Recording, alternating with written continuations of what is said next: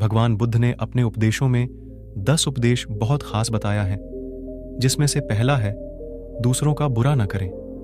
अपनी प्राण रक्षा के लिए भी जानबूझकर किसी प्राणी का वध न करें। जहां मन हिंसा से मुद्दता है वहां दुख अवश्य ही शांत हो जाता है। दूसरा है सत्य के बारे में। 3 चीजें ज्यादा देर तक छुपी नहीं रह सकती।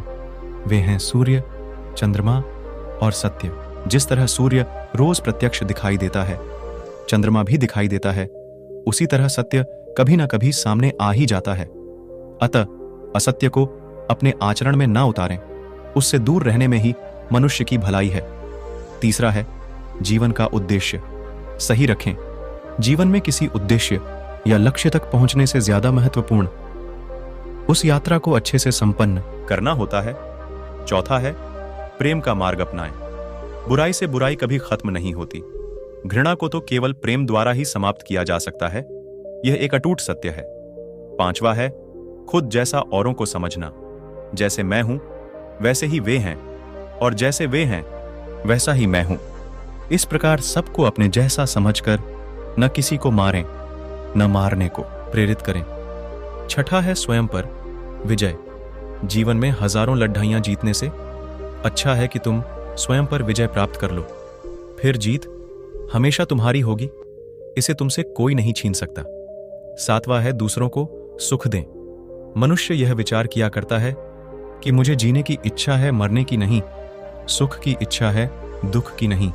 यदि मैं अपनी ही तरह सुख की इच्छा करने वाले प्राणी को मार डालूं तो क्या यह बात उसे अच्छी लगेगी?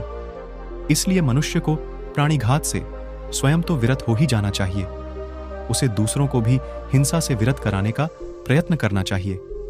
आठवां है बैर भाव न रखें। वैरियों के प्रति वैर रहित होकर आहा, हम कैसा आनंदमय जीवन बिता रहे हैं। वैरी मनुष्यों के बीच अवैरी होकर विहार कर रहे हैं।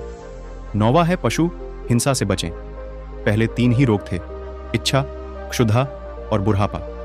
पशु हिंसा के बढ़ते बढ़ते वे 98वें हो गए।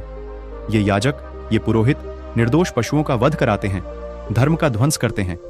यज्ञ के नाम पर की गई यह पशु हिंसा निश्चय ही निंदित और नीच कर्म है। प्राचीन पंडितों ने ऐसे याजकों की निंदा की है। 10वां है चर्म धारण न करें। भगवान बोले, भिक्षुओं, महाचर्मों को, सिंह, बाघ और चीते के चर्म को नहीं धारण करना चाहिए। जो धारण करे उसे दुक्कट, दुष्कृत का दोष होता है।